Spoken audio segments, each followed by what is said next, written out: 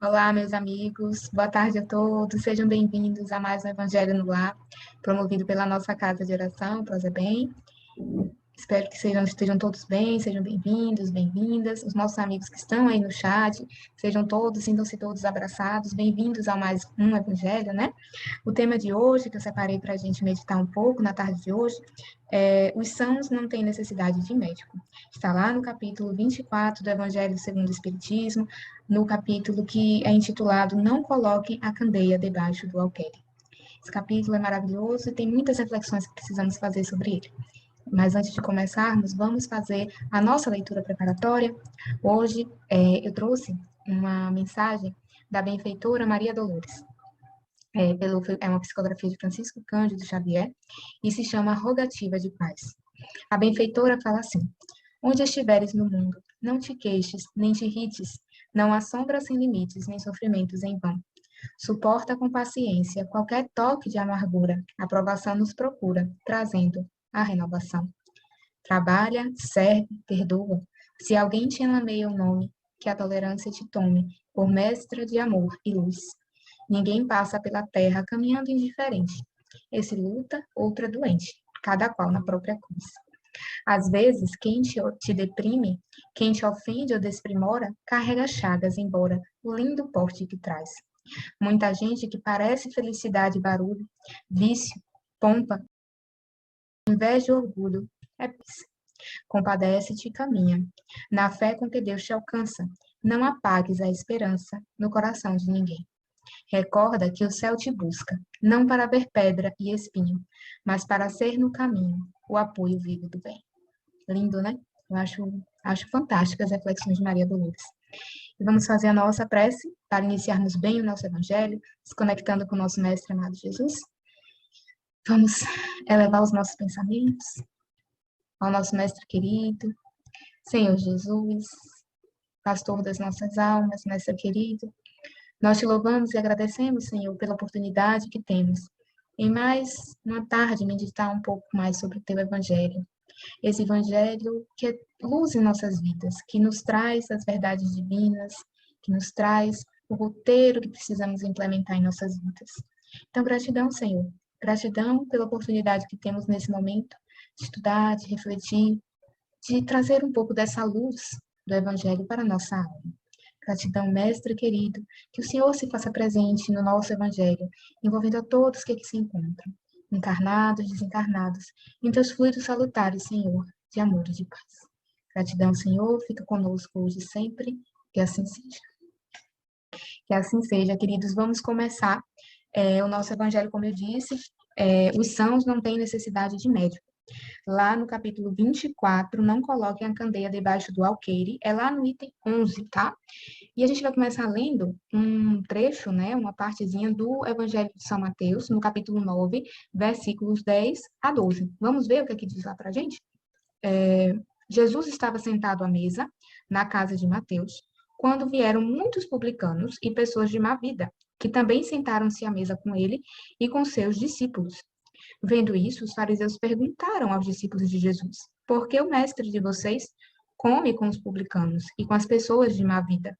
Mas Jesus, tendo escutado a pergunta, lhes respondeu: Os sãos não têm necessidade de médico, mas sim os enfermos. Então, aqui só para lembrar para vocês que os publicanos, né, eles eram os responsáveis pela cobrança dos impostos, e por isso eles eram desprezados naquela época, e eram considerados pessoas de má vida, certo? Porém, entre eles existiam pessoas estimáveis sim, e Jesus reconhecia as suas verdadeiras intenções. Então, o que importava para o mestre realmente era a intenção. E esse trechinho do Evangelho, ele é muito interessante, muito interessante.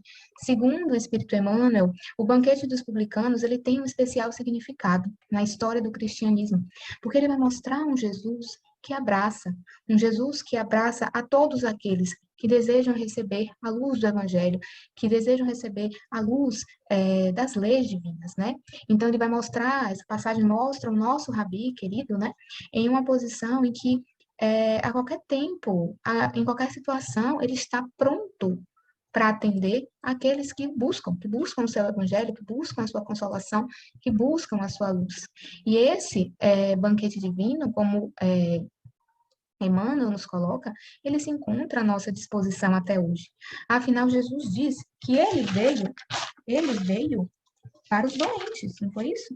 Os sãos não têm necessidade de médico, mas sim os enfermos. E aí é que a gente precisa, né, meditar sobre isso, porque o médico ele é destinado a atender quem? Aos enfermos, aos doentes, aquelas pessoas que realmente estão com sua saúde, né, geralmente debilitada e precisam do amparo do médico. E Jesus, quando ele esteve na Terra, ele disse que veio para os doentes, porque eles que necessitam do amparo, são eles que necessitam da cura, que ele veio nos trazer. E a reflexão que fica aqui para a gente é a seguinte: quem são esses doentes? Será que nós que estamos aqui hoje, nós somos doentes?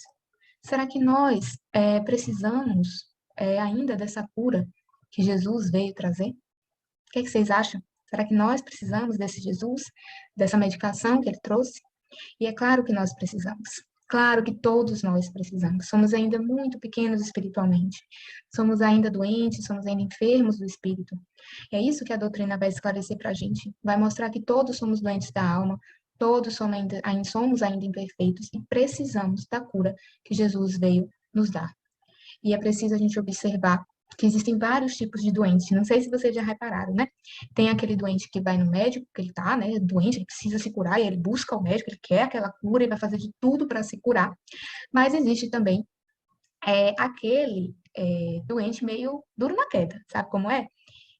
Aquele que ainda não está preparado para receber o remédio, para receber a cura. Tem aqueles doentes, né, que são os mais dóceis, que, esse remédio é amargo, mas eu vou tomar porque eu vou me curar. Mas a gente sabe, sim, que existem os doentes que são revoltados, que eles não querem ser medicados, eles não aceitam a recomendação dos médicos. E assim aconteceu na época de Jesus, né?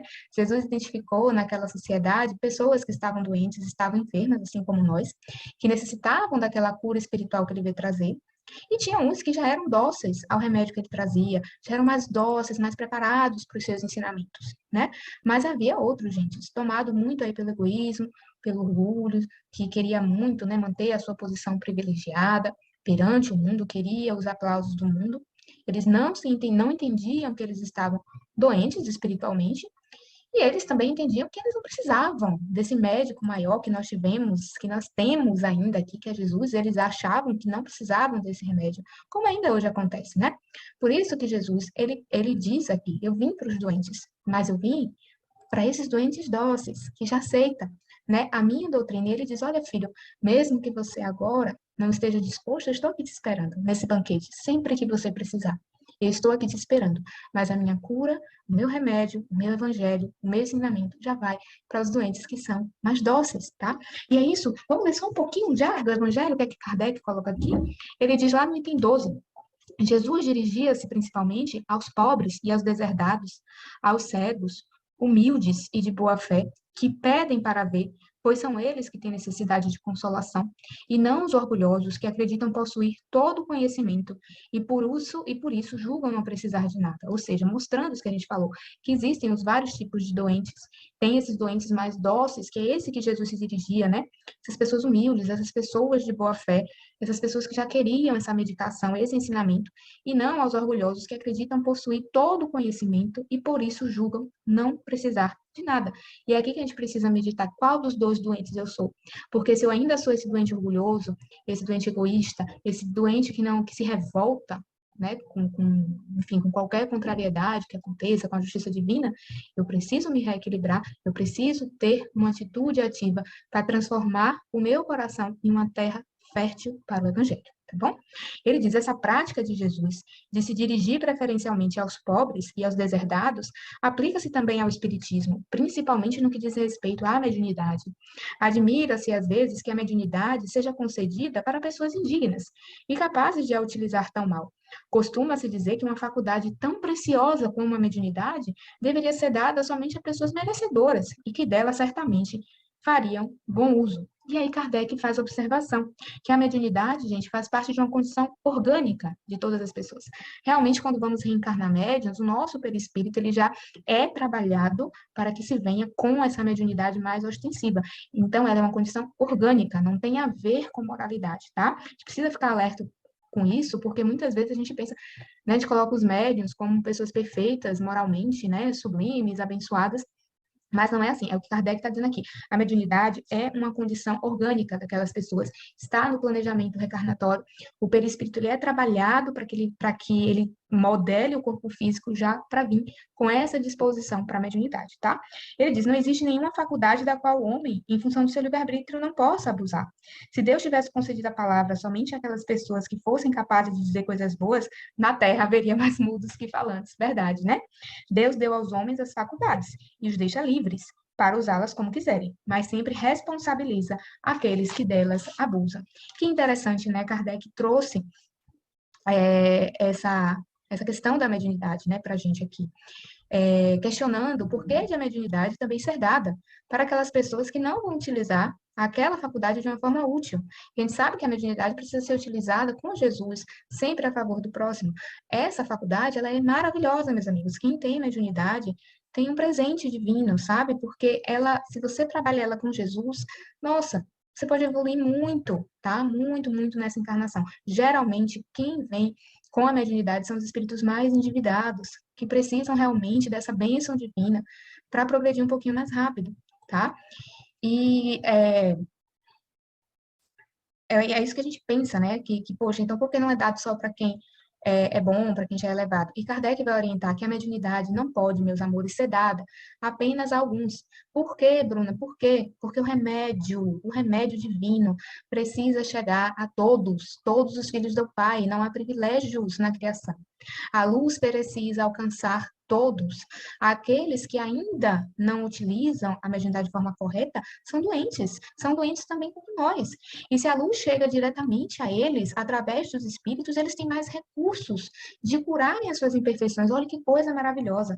Eles têm mais recursos de se curar, porque eles têm a medicação eles recebem de forma direta, porque a mediunidade tem uma comunicação direta com os espíritos. Então, os médiuns recebem diretamente esse ensinamento. Eles não precisam ir buscar. Eles já recebem. Então, vejam como isso é maravilhoso, como Deus é magnânimo. A mediunidade é um presente para que a gente aprenda a amar, para que a gente aprenda a se doar mais um pouco para o outro. E, infelizmente, muitos ainda reclamam desse presente. Oh, meu Deus, não sabem a bênção que tem nas mãos. Agora, é bom a gente ressaltar que caso os médiuns recebam essa luz, recebam esses ensinamentos, como Kardec coloca aqui, e eles ainda não queiram enxergar, eles não queiram aproveitar essa oportunidade de se melhorar, eles serão responsabilizados. E é esse alerta que eu quero fazer para os médiuns, principalmente para os médiuns, tá? Porque esse último parágrafo é um alerta aos médiuns do que estamos fazendo com a nossa mediunidade. Olha só,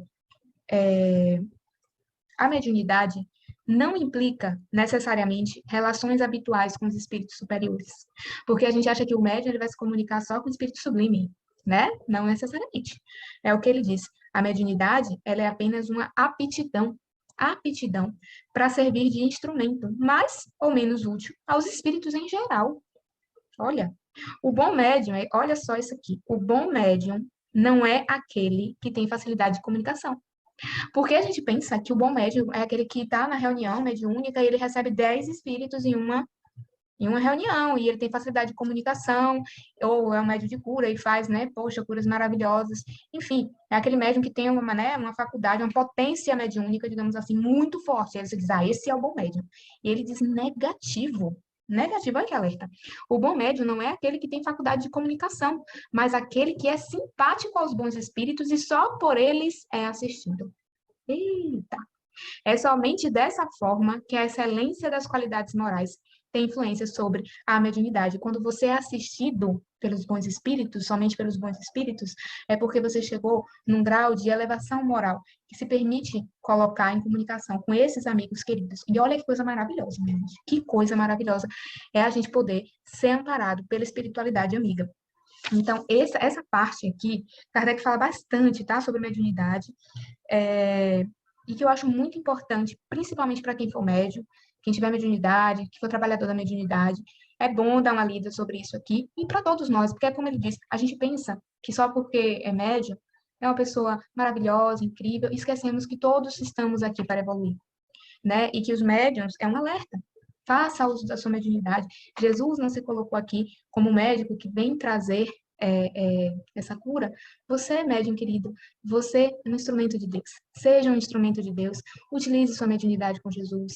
Ela é um dom lindo que quando a gente coloca para consolação, para o amor, sabe? Ela nos eleva espiritualmente. Então, não perca essa oportunidade, você que é médium. Tem gente que pode ter dúvida, né? Aqui na Casa Espírita da gente, no Prozebem, a gente começa fazendo alguns cursos, tá? Para quem tem interesse, primeiro começa fazendo o curso do CBE, que é o curso básico de mediunidade, ou curso básico de espiritismo, desculpa. Depois que encerra, a gente vai para o CBM, curso básico de mediunidade, e é aí que a gente vai trabalhar especificamente a mediunidade, tem o estágio mediúnico, tudo com muito cuidado, com muito carinho, para que cada médium, para aqueles que têm mediunidade extensiva, possam administrar, desenvolver a sua mediunidade com segurança, tá bom? Então, fica a reflexão dessa tarde de hoje, achei muito pertinente para que a gente realmente reflita se nós não somos esses doentes ainda, que tipo de doentes somos para receber o medicamento que é o Evangelho, que a gente possa trabalhar o nosso coração, se ele ainda estiver endurecido, revoltado, a gente possa trabalhar, e aos médiuns fica esse alerta, tá bom? Passa a leitura, é o item 11 e 12, tá bom? 11 e 12 do Evangelho segundo o Espiritismo, capítulo 24. Vamos fazer a nossa prece para encerrar? Vamos elevar os nossos pensamentos mais uma vez ao nosso Mestre querido Jesus. Ai, Senhor Jesus, gratidão por tantas bênçãos que recebemos hoje, Senhor. Como é bom refletir, meditar sobre o Teu Evangelho.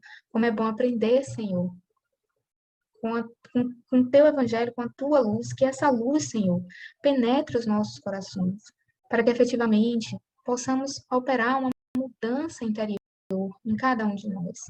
Somos ainda tão pequenos, Mestre, mas sabemos que com o Senhor ao nosso lado a nos amparar, sairemos vencedores. Por isso, Senhor, derrama sobre cada um de nós os teus fluidos, nos envolve, Senhor, afastando todas as energias negativas, todas as formas, pensamentos negativos, miasmas espirituais. Nos envolve, Senhor, em energias salutares de paz, de serenidade, que o Senhor permita a espiritualidade amiga fluidificar as águas que aqui estejam, para que seja medicamento para cada um de nós. Envolve, Senhor, os nossos corações, os nossos amores, nessas energias salutares de bem-estar, mas envolve cada irmão em humanidade, Senhor, que passa por esse momento, por dores físicas, dores emocionais, dores espirituais. Abençoa o nosso planeta Terra, Senhor, para que o teu reino, o reino do nosso Pai, querido, de amor, de felicidade, possa mais rapidamente se instalar, Senhor, em nossos corações, em nossas consciências, que a terra regenerada chegue cada vez mais depressa a cada coração. Envolve a cada um de nós, Senhor. Abençoa a nossa casa de oração Prosa Bem, bem como todas as casas irmãs que trabalham pela divulgação do Teu Evangelho. Nos abençoa, Senhor, hoje e por todo sempre. Que assim seja. Obrigada, meus amigos, por mais um Evangelho. Muito obrigada pela companhia de vocês. Espero que a gente se veja logo em breve, tá bom? Forte abraço a todos.